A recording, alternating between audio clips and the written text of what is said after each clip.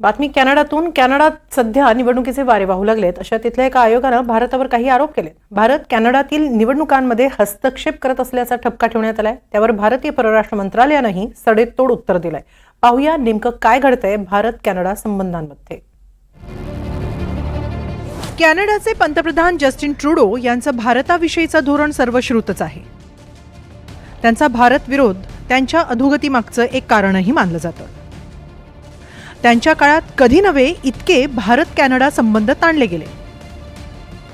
त्यातच आता आणखी भर पडली आहे ती कॅनडाच्या एका निवडणूक विषयक आयोगानं भारतावर केलेल्या आरोपांची.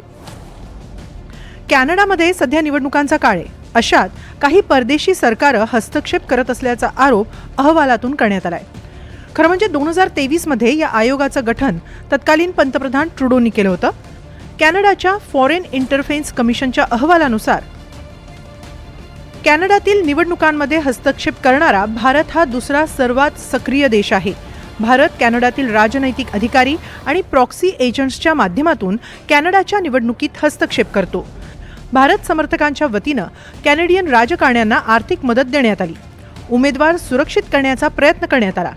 मात्र संबंधित अधिकारी आणि उमेदवारांना याची माहिती नव्हती, म्हणून भारताचे प्रयत्न यशस्वी झाले नाहीत. कॅनडानं या अहवालात पाकिस्तान, रशिया आणि चीनवरही असेच आरोप केले. तर भारतानं हे आरोप ठामपणे फेटाळून लावले. आम्ही हा अहवाल पाहिलाय. भारताने अशा प्रकारे कधीही कॅनडाच्या निवडणुकांमध्ये हस्तक्षेप केलेला नाही. उलटपक्षी कॅनडाच भारताच्या अंतर्गत बाबींमध्ये हस्तक्षेप करतो. कॅनडामध्ये बेकायदेशीर स्थलांतराला प्रोत्साहन दिलं जातं. तसंच कॅनडामधील संघटित गुन्हेगारीही भारतासाठी चिंतेची बाब आहे.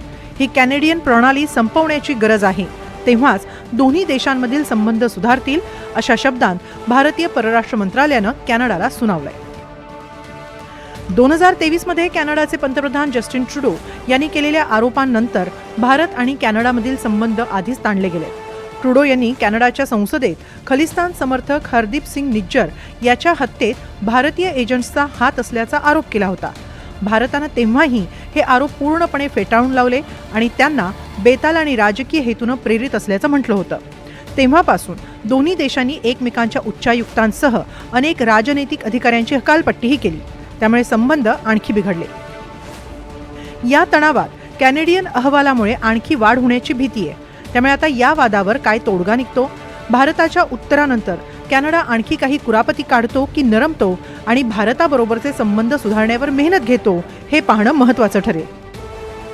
Bureau report, NDTV Marathi.